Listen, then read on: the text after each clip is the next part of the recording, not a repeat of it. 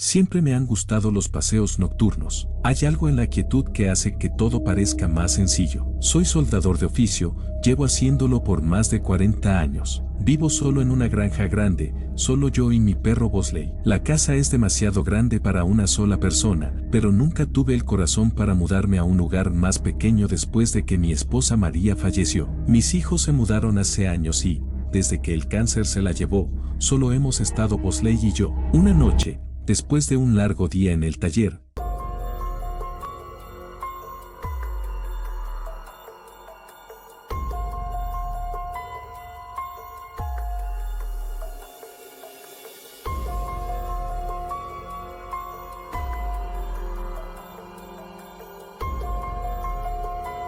decidí salir a caminar. Mi propiedad es bastante grande, así que una sola vuelta normalmente es suficiente para satisfacer mi necesidad. El aire estaba fresco y Bosley trotaba a mi lado. A veces creo que él me quiere más de lo que yo lo quiero a él. He recorrido ese camino cientos de veces, pero mientras regresaba hacia la casa, algo llamó mi atención. Miré hacia la ventana del segundo piso, la que da al dormitorio que María y yo solíamos compartir. Por una fracción de segundo, pensé haber visto algo moverse. Me detuve en seco, mirando fijamente esa ventana. No había razón alguna para que alguien estuviera allí. No había entrado en esa habitación en años. No podía obligarme a hacerlo. Sentí que la sangre me hervía con solo pensar en que algún extraño hubiera entrado en mi casa. No iba a permitir eso. Corrí adentro con el corazón latiendo con fuerza y subí corriendo las escaleras. La habitación estaba vacía, tal como la había dejado, sin señales de que algo estuviera fuera de lugar. Busqué en todos los rincones posibles,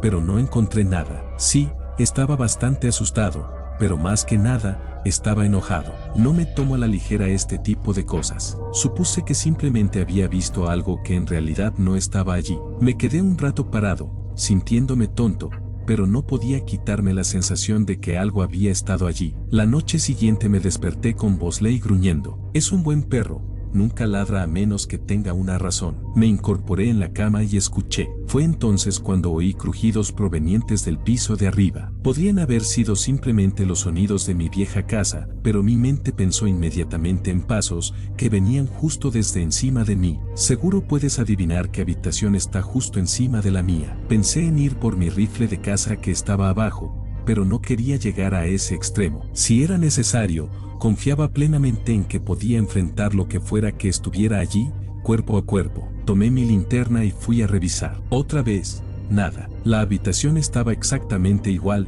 intacta. Mi enojo empezaba claramente a convertirse en ansiedad. Algo no se sentía bien en la casa. La noche siguiente bajé y encontré las luces de la cocina encendidas. Yo sabía que las había apagado antes de acostarme. No dejó luces encendidas. Ya no había dudas. Alguien estaba en mi casa. Empecé a entrar en pánico. Llamé a la policía y les dije que pensaba que alguien podría estar rondando. Vinieron y registraron la casa de arriba a abajo, pero no encontraron nada. Fueron amables y me dijeron que llamara de nuevo si necesitaba, pero podía notar que no me creían. La siguiente noche fue, por mucho, la peor. No podía dormir, así que decidí subir a revisar el dormitorio otra vez. No sé por qué, tal vez pensé que eso me tranquilizaría. Pero cuando abrí la puerta, me congelé. Había ropa tirada por todo el suelo. Ropa de María. Yo la había guardado después de que ella murió, y ahora estaba por todas partes. Algo así no pasa por casualidad. Y entonces la vi. Había una mujer parada en la entrada, mirándome fijamente. No podía ver su rostro con claridad, pero sabía que no era María. Era muy baja de estatura. No sé quién era, pero no pertenecía a ese lugar. Nunca en mi vida había sentido tanto miedo. Sin pensar, corrí hacia ella. Ella se dio la vuelta y salió corriendo escaleras abajo y por la puerta principal. Cuando salí, ya se había ido. Busqué por toda la propiedad con Bosley, pero no había rastro de ella. No dormí esa noche. Durante meses después de eso no pude dormir. Estaba constantemente en alerta, convencido de que oía pasos arriba por la noche. Cada pequeño ruido me sobresaltaba. Dormía con el rifle junto a la cama, aterrorizado por la idea de tener que usarlo alguna noche. Cada pequeño ruido me sacaba de quicio. Pensé en llamar a mi hermano para que viniera a quedarse conmigo, pero no iba a hacer eso. Me enseñaron a manejar las cosas por mi cuenta y eso fue lo que hice. Pero la pesadilla no terminó. Una noche, estaba sentado en la sala de estar cuando noté una figura parada en el jardín, mirándome directamente a través de la ventana. Era ella otra vez. Sentí que el corazón se me detenía. Agarré mi rifle y salí corriendo, con Bosley detrás. Ella seguía ahí, solo una silueta a la luz de la luna, observándome. Disparé unos tiros al aire, esperando asustarla. Eso bastó para que se diera la vuelta y corriera hacia la oscuridad, pero no es como si eso me tranquilizara. Literalmente estaba siendo atormentado por una mujer desconocida que probablemente era una vagabunda. No podía imaginar por qué me estaba pasando esto. Me quedé ahí mucho tiempo, esperando a ver si volvía. Nunca lo hizo. No la he vuelto a ver, pero sé que es solo cuestión de tiempo. Estoy completamente preparado para defenderme, pero no creo que vivir en una ansiedad perpetua como esta sea sostenible. Gracias a Dios por Bosley. No tengo idea de qué haría sin él. Enviaré una actualización si pasa algo. Trabajo para un servicio de catering, lo que significa que paso mucho tiempo en la carretera, generalmente tarde en la noche. La mayor parte del tiempo lo paso cargando cosas de un lugar a otro en un camión enorme que la empresa me obliga a conducir. No es el peor trabajo del mundo, pero los horarios son horribles y no es para nada lo que pensé que estaría haciendo con mi vida. Cuando llego a casa, o estoy tan cargado de cafeína que no puedo dormir, o me desmayo en cuanto me acuesto y así me quedo por 12 horas. Una noche, volví a casa como a las 2 de la mañana. Fue agradable volver a conducir mi propio auto. Mientras me acercaba a mi casa, me di cuenta de que probablemente había tomado demasiados energizantes y que no podría dormir. Además, no había comido en horas y estaba hambriento. Hay un restaurante de comida rápida justo saliendo de la autopista, a unos 10 minutos de mi casa. Suelo ir ahí por antojos nocturnos porque es muy conveniente. Ni siquiera soy de comer mucha comida rápida, solo que a veces me da un antojo raro que solo unas papas fritas pueden calmar. Ya era después de las 2 cuando llegué al autoservicio. Había algunos autos delante de mí, lo cual me sorprendió un poco. No es como si ese lugar fuera popular a esa hora un martes. Mientras esperaba impacientemente, me quedé mirando al vacío, preguntándome por qué tardaban tanto. Entonces noté algo extraño. Había un viejo Volkswagen maltrecho, con vidrios polarizados, estacionado en la esquina del lote. El restaurante solo aceptaba pedidos por el autoservicio a esa hora, así que no tenía sentido que hubiera un auto estacionado. Había lugares reservados al otro lado para empleados, así que no podía ser uno de ellos. Supuse que era alguien comiendo en su auto, lo cual también hago a veces, así que no juzgué. Pero era una imagen rara. Para ser honesto, recogí mi comida y comencé a conducir. No quería ir a casa todavía, pero tampoco quería quedarme ahí con el auto encendido. Empecé a pensar en dónde podía comer tranquilo. Vivo en una zona bastante frondosa, así que hay muchas opciones, pero no quería andar dando vueltas considerando la hora que era. A la vuelta de mi casa hay una reserva natural enorme,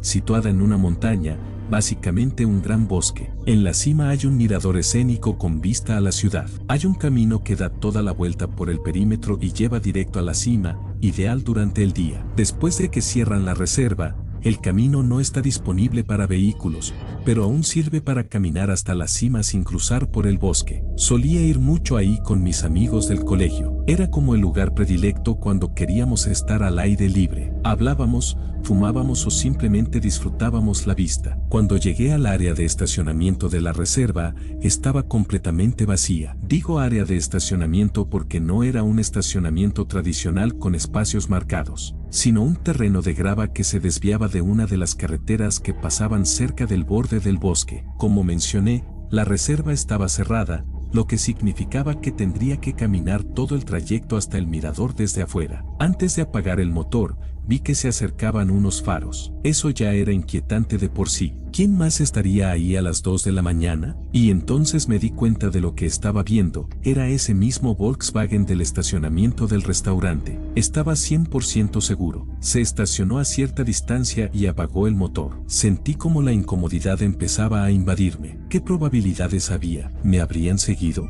Mi ventana estaba entreabierta y, por lo que podía notar, no salía música de ese auto, o al menos no una que pudiera escuchar. Después de un minuto sin que pasara nada, mi miedo empezó a disiparse. Probablemente estaban haciendo lo mismo que yo, buscando aire fresco o un lugar para fumar. Es un lugar bastante común para eso, pero me sentía muy incómodo considerando lo tarde que era. No podía quitarme la sensación de que algo estaba mal, aunque llegué a la conclusión de que era una de esas coincidencias inexplicables. Me senté un momento debatiendo si debía simplemente irme a casa. No quería, pero tampoco quería estar solo. Tomé el teléfono y llamé por videollamada a un amigo cercano que vivía a unos minutos. Me dije que, si no contestaba, comería en el auto y me iría a casa. Pero estaba despierto, lo cual me sorprendió. Dijo que estaba escribiendo un trabajo. Lo convencí de que se acercara a pasar un rato. Aceptó y dijo que estaría ahí en unos 10 minutos. Mientras esperaba,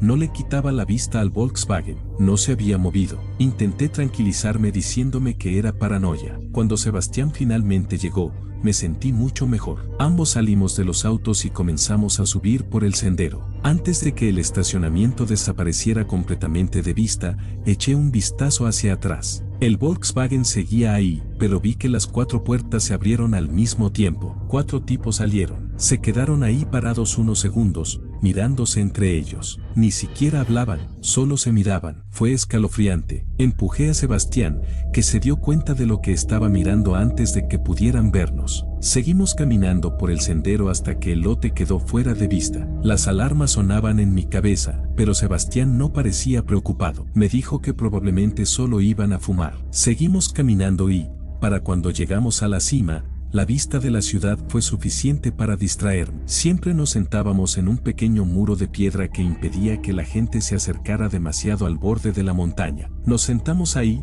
comiendo y hablando como solíamos hacerlo. Fue agradable. Por supuesto, esa sensación no duró mucho. Escuchamos voces y risas acercándose rápidamente. Nos giramos y vimos a 3 tipos caminando hacia nosotros, compartiendo lo que parecía ser un cigarro. Se comportaban de manera amigable, lo cual me calmó un poco. Pero en vez de buscar su propio espacio, caminaron directamente hacia nosotros, como si quisieran empezar una conversación. El tipo con el cigarro tenía tatuajes por todos lados y un aro en la nariz. Honestamente, daba miedo. Esbozó media sonrisa y nos preguntó si queríamos fumar. Ambos dijimos que no, y uno de los otros se rió y nos insultó. Sebastián soltó una especie de bufido. La curiosidad me ganó, y le solté una pregunta sobre qué hacían en el restaurante. El tipo con el cigarro dejó de sonreír al instante y entrecerró los ojos, como si lo hubiera tomado por sorpresa. Sus 2 amigos hicieron lo mismo, mirándonos con expresiones frías. No dijeron nada durante un largo e incómodo momento. Entonces recordé que en el auto había 4 tipos, no 3. Faltaba uno. En ese momento, estaba listo para correr. Sabía que Sebastián pensaba lo mismo. Finalmente, el líder dijo que trabajaba de noche y que recién salía de su turno. Se levantó la capucha para mostrar un uniforme del restaurante. Creo que lo hizo porque sabía que no le íbamos a creer. Luego dijo que siempre venía a ese lugar después del trabajo para fumar con sus amigos. Eso me calmó un poco, pero algo seguía sintiéndose mal. Sebastián también lo notó. Decidimos que era hora de irnos. Mientras bajábamos por el sendero, Sebastián se detuvo y señaló hacia los árboles. Seguí su mirada y vi al 4 tipo, medio oculto en la oscuridad. Sostenía algo en las manos, pero no podía distinguir qué era. Mi corazón empezó a latir con fuerza. En cuanto notó que lo veíamos, empezó a moverse. Fue entonces cuando corrimos. Bajamos corriendo por el sendero, sin mirar atrás. Solo escuchábamos pasos acercándose. Al fin llegamos al estacionamiento, nos metimos en los autos y salimos disparados de ahí. Mientras aceleraba, vi que los tipos corrían hacia su auto. No me sentía cómodo yendo directo a casa,